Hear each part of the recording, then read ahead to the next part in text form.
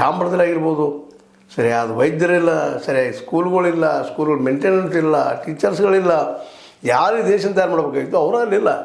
ಕಡಿಮೆ ಪ್ರಮಾಣ ಇದ್ದಾರೆ, ಹೆಸರಿಗೆ ಇಷ್ಟ, ಬೆದರ ಬೊಂಬೆ ಇದ್ದಂಗೆ ತೋರಿಸೋದು ಬೊಂಬೆ ಇಷ್ಟ, ಆ ಪ್ರಮಾಣ ಇಲ್ಲದ.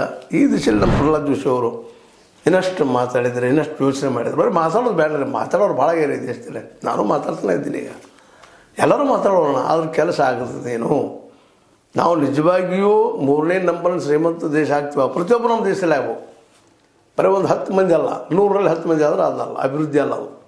ಅದು ಇಲ್ಲಿ ಶೋಷಣೆ ಮಾಡ್ತಾರೆ ಅವರು. 10 ಜನ ಶೋಷಣೆ. ಇಲ್ಲಿ ಇಂಡಸ್ಟ್ರಿ ಬೆಳೆಸಲಿಲ್ಲ, ಮತ್ತೊಂದಿಲ್ಲ, ಮುಗಿದೊಂದಿಲ್ಲ, ಉದ್ಯೋಗ ಕೊಡಿಸಲಿಲ್ಲ. ಉದ್ಯೋಗ ಸಿಗೋದು ಕಷ್ಟ ಆಗಿದ್ದಾವೆ. ಅನೇಕ ಬ್ಯಾಂಕ್ಗಳು ಬಂದವಾಗಿ ಹೋಗಿದ್ದಾವೆ. 2014ರಾಗ 13-14 ಲಕ್ಷ ಇದ್ದಂಥ ವರ್ಕರ್ಸ್, ಬ್ಯಾಂಕರ್ಸ್ಗಳು 7-8 ಲಕ್ಷ ಬಂದಿದ್ದಾರೆ. ಎಷ್ಟು ಪ್ರಮಾಣ ಕಡಿಮೆ ರೀ. ಸಾಲ 2014ರಾಗ 53 ಲಕ್ಷ ಕೋಟಿ, 54 ಲಕ್ಷ ಕೋಟಿ ಇದ್ದಿದ್ದು. ಇವತ್ತು ಎಷ್ಟಾಯ್ತು? 215, 220 ಲಕ್ಷ ಕೋಟಿ ರೂಪಾಯಿ. ಇದು ನಂದು ಅಭಿಪ್ರಾಯ ಇಲ್ಲ. IMF ಮತ್ತು ನಮ್ಮ ಏನಪ್ಪ ಅಂತಂದ್ರೆ ಈ ಒಂದು ವಿಶೇಷವಾಗಿ ನಮ್ಮ ವಿಶ್ವಸಂಸ್ಥೆ ಹೇಳುವಂಥದ್ದು.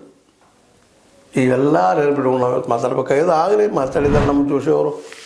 ಸಂತೋಷ, ನಾವು 1 ನಂಬರ್ ಆಗಬೇಕು. ಆದರೆ ನಮ್ಮಲ್ಲಿ ಕಲಿಯಾಗಿ ಬರೋರು ಯಾರು? ಅಮೇರಿಕದವ್ರು ಬರ್ತಾರೆ. ಟ್ರಂಪ್ ಅವ್ರು ತಮ್ಮ ವಿದ್ಯಾರ್ಥಿಗಳು ತಮ್ಮವ್ರನ್ನ ಇಲ್ಲಿ ಕಳಿಸ್ತಾರೆ ಕಲೀಲಿಕ್ಕೆ. ಅಂದಾಗ ನಾವು ಗೆದ್ದಂಗೆ. ಆವಾಗ ನಾವು ವಿಶ್ವಗಳು ಅಲ್ವಾ? ಏನು ಅನಿಸುತ್ತೆ ನಿಮಗೆ? ನಾನು ಹೇಳೋದು ತಪ್ಪು ಅನಿಸ್ತೇನು? ತಪ್ಪಂದ್ರೆ ತಪ್ಪಲ್ಲ, ಸರಿ ಇರಲಿ. ಕಂಡಿದ್ದು ಕಂಡಾಗಿ ಹೇಳೋದು ನಮ್ಮ ಕೆಲಸ ಅಂತ ಹೇಳ್ತಾ ಲೈಕ್ ಮಾಡಿ, ಶೇರ್ ಮಾಡಿ, ಕಮೆಂಟ್ ಮಾಡಿ, ಜೊತೆ ಸಬ್ಸ್ಕ್ರೈಬ್ ನಿಲ್ಲಿಸ್ಕೊಂಡು. H16 ನ್ಯೂಸ್ ಅರ್ಥ ಚಿತ್ರ ಸತ್ಯಕ್ಕೆ ಕೈಗನ್ನಡಿ ವಂದನೆಗಳು.